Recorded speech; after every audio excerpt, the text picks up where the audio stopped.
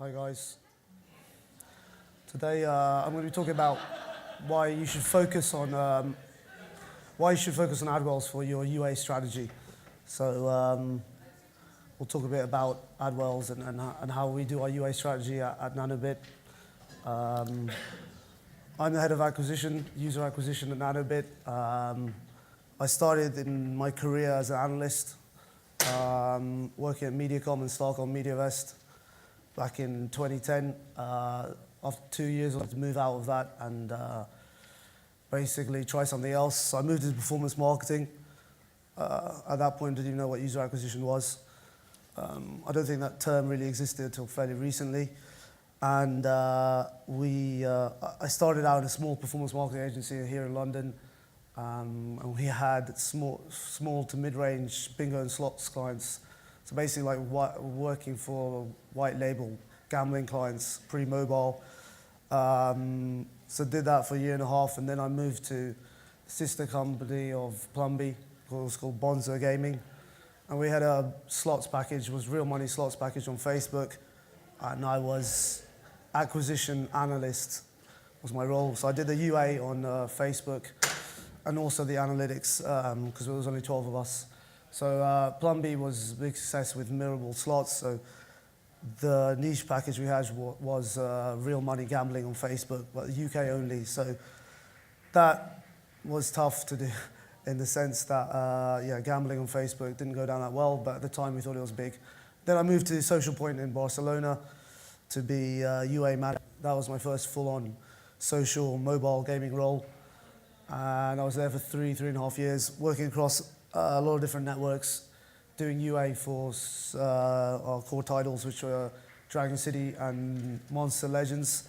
And then I was focused a lot on new game launches, none of which we actually released, but Dragon Stadium and League of Dragons, which were like sequels to Dragon City, is what I was working on. And then the last year or so, I've been in Croatia as head of UA at Nanobit. We've had like significant growth in the last year or so. I built up the team from three guys. We had 2 UA managers, a video artist, and a graphic designer. Now we have 11 people, which is three UA managers. I have an art lead, 2 video artists, 2 illustrators, graphic designer, and 2 community as well. So the team's a lot bigger. We're spending a lot more money. I think when I joined, we were spending $200,000 or $300,000 a month. Now we're close to $2 million a month. Our core titles at the moment are My Story, Hollywood Story we've had for like 5 odd years. It's similar to Kim Kardashian. It had a lot of organics, I'd say, when we first launched that game, but it's been fairly stable in terms of the revenue it generated. But it was the largest title we had when I joined the company back at the end of 2017.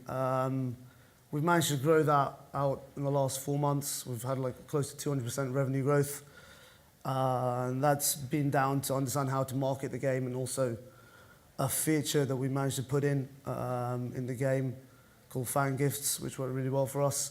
And My Story is our big success these days. It's changed the company's outlook massively, and that's an interactive story app, which is very popular at the moment and been rising in popularity. These kind of titles. So Choice as an episode can lead the way, but we're pushing up there at the moment. Currently, we're like I think just outside the top 40 in terms of downloads in the US on iOS, and grossing just outside top 50.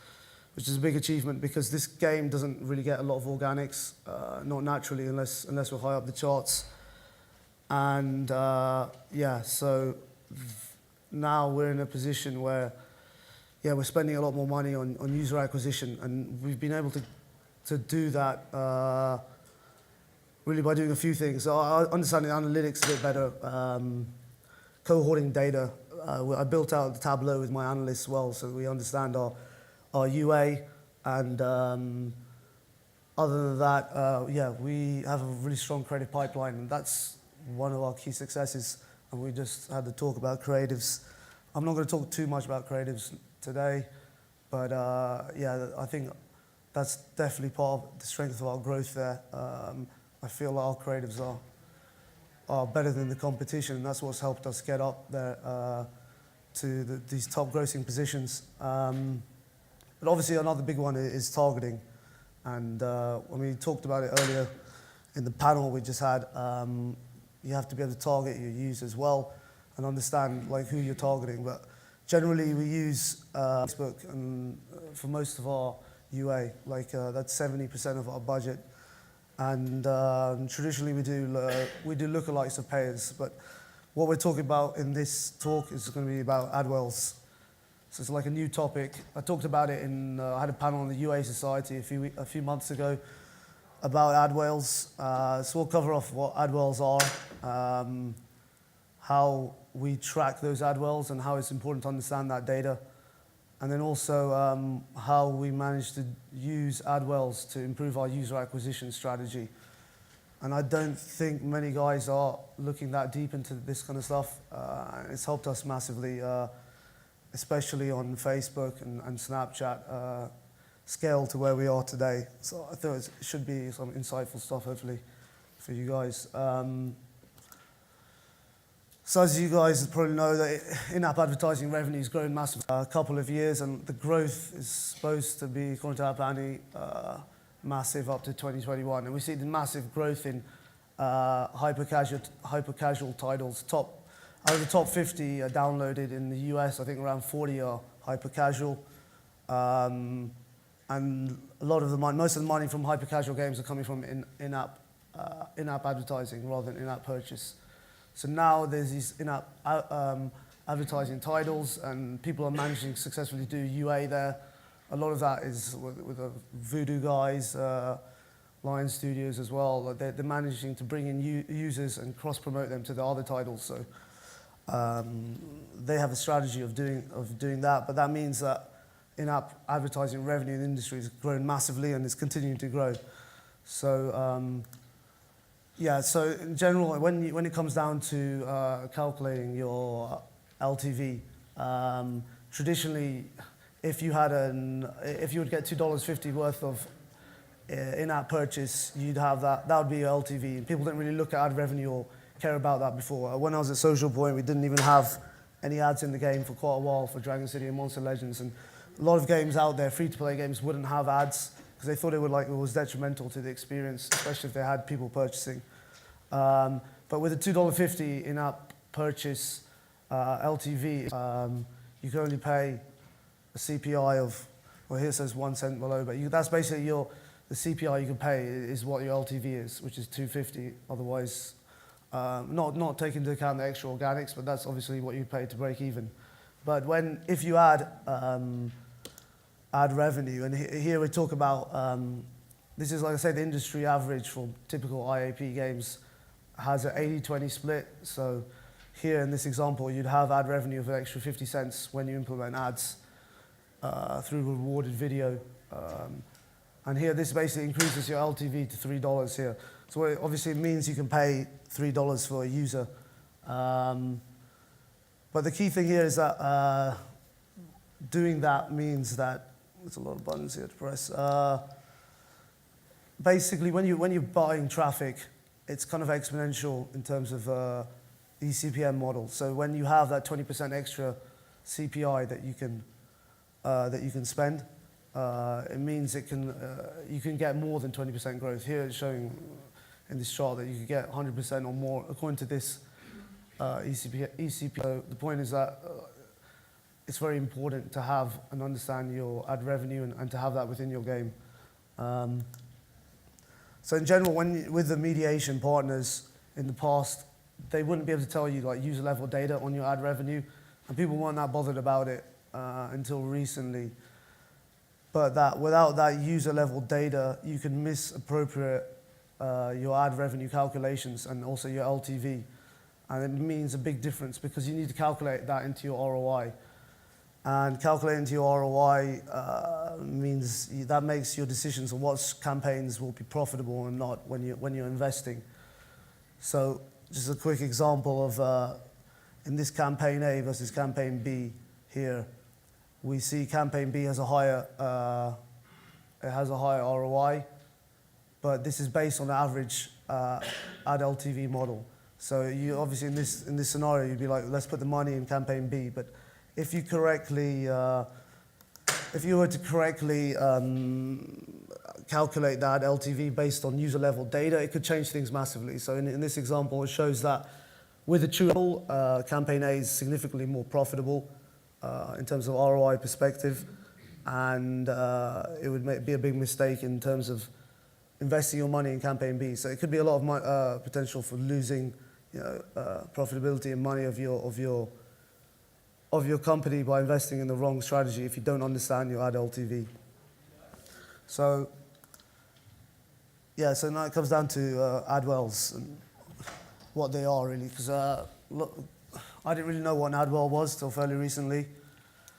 And people used to think ad wells or ad revenue is generated by a lot of people watching ads in your game. But it's not about just them watching ads, it's about the users who are watching ads and converting and downloading the apps that they watch. So it's obviously the relevant ads are very important. And this is why I always talk about not to block your competitors from your game, because if you're blocking your competitors from your game, your users are going to find those competitors elsewhere, and you may as well get your competitors to pay for those users from you.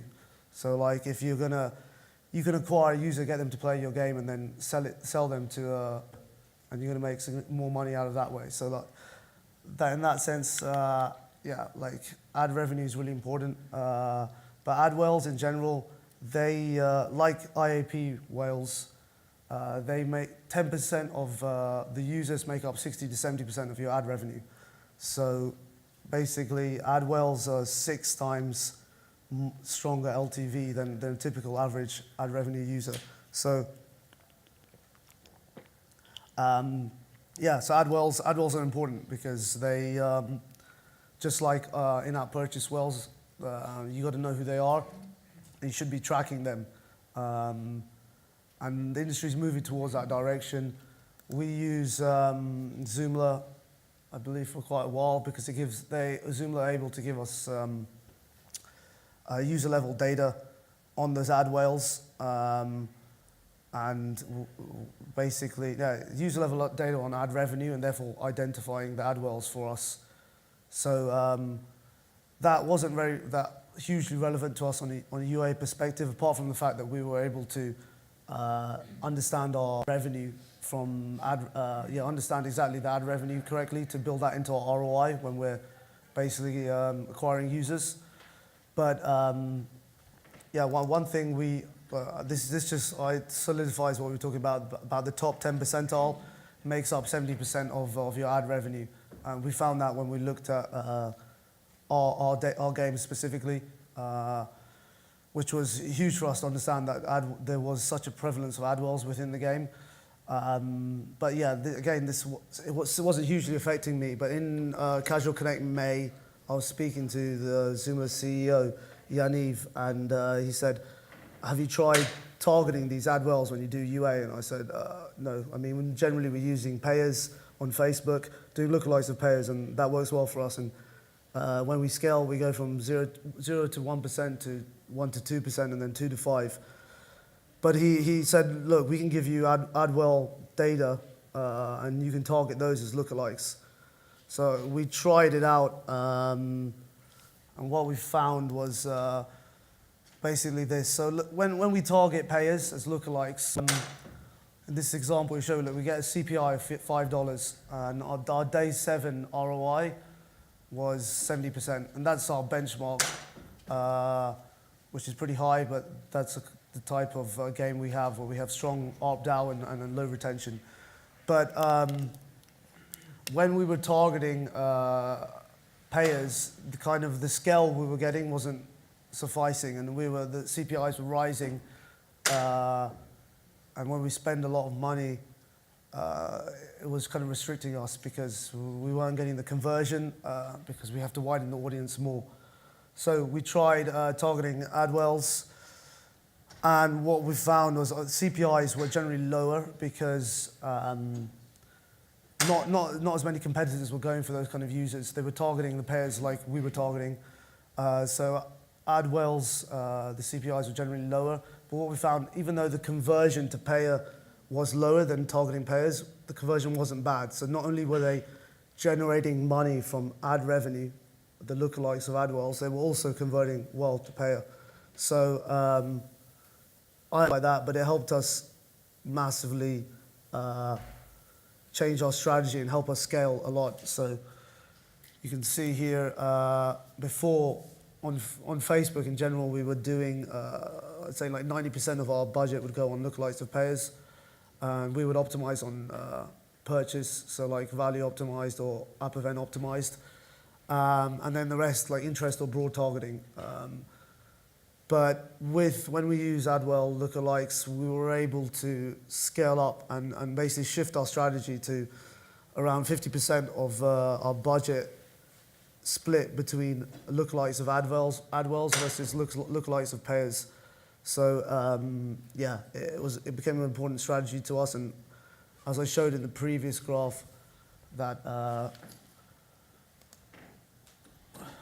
doesn't go back. Oh yeah, here we go. So yeah, that a lot of our campaigns we had higher ROI with targeting AdWells.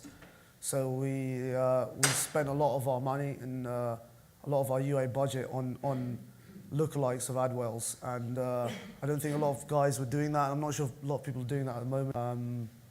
I mean, who does UA and targets their lookalikes of AdWells at the moment? Does anyone do that? Let's see, no hands here. So hopefully this was a good insight to do, because it's helped us a lot. And you can see in our grossing position, the scale that we've got by targeting AdWells was very useful. Yeah, that's generally, oh, here we go. This is also, this is our growth in revenue. We had 110% growth in revenue last year, all from existing products. And you can see the quarter growth from 2017 has been huge, from quarter 4 to last quarter, and we're still growing at the moment. And yeah, as I said, part of that is through our targeting strategy. So yeah. Any questions on AdWells or Nanobit in specific? Do we have? I guess we have time, right? Yeah. How did you know when your ad revenue had reached the point to justify targeting against it? So I guess the potential revenue from users. So like, yeah, I mean, for us, it's just calculating our ROI, right? So if we're backing out, if we're profitable, it's all good. Whether it comes from ad revenue or in-app purchase, doesn't really bother me. But the fact that the split of our game is like 80 or 85% in-app purchase, and yet we were still able to target lookalikes of AdWells, means that if you have a game that's more 50-50 balanced, maybe you could do even better in targeting those kind of users. Yeah. Are your ads all rewarded video ads? Yes, mostly all of the ads are rewarded videos. I believe there's some interstitials. I have to check with Tommy Slav. He knows more. Our monetization guy. The other part, so the data you're acting on to target these people are all from Joomla. You're not doing anything else on your own then? No. So Joomla helped us get data into Adjust, our MMP, so that we were able to track it out into Tableau, so we can understand the ROI from the ad revenue. And they were able to give us those AdWell audiences, so that we could upload those on Facebook and Snapchat, so that we could do lookalike campaigns. Any more questions? So your ad whales are the ones who click on the ads, but if have you looked at people who just watch a whole load of ads, and where do they sit between payers and your ad whales? So say again? So if you've got users who just watch a whole load of ads without clicking, they're a third group, I guess. How do they compare to the payers and the ad whales that you've got? So yeah, the users who just watch a lot of ads, I mean, if they're not downloading the apps that they watch, they're not worth a lot to us or the guys who are serving those ads. So you need to obviously be trying to show ads that are relevant. That's why I talked about not blocking competitors, because people want to see similar apps. because that's probably the genre they're going to want, right? Because they're already playing your game. So you come from, and then AdWells are based on the guys who have downloaded other apps watching ads from your game.